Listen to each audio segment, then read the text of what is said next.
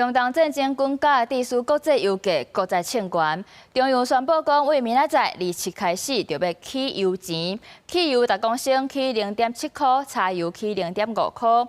有學者就分析講，荷寶珠海峽甲萬德海峽攏受到威脅，安尼這短期內國際油價是真有可能會閣繼續加懸。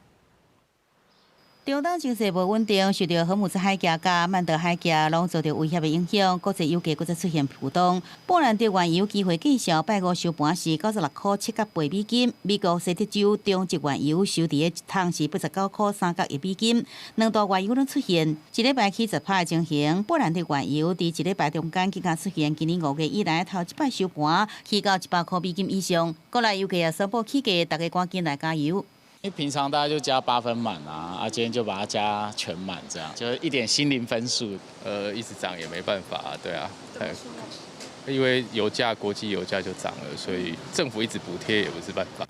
中油公司宣布，對7月27開始，國內汽柴油計價每公升分別起是7角甲5角，起價了後，92無鉛汽油是30塊半，95無鉛汽油32塊，超級柴油29塊3。另外，就連大叔石化也宣布要起價。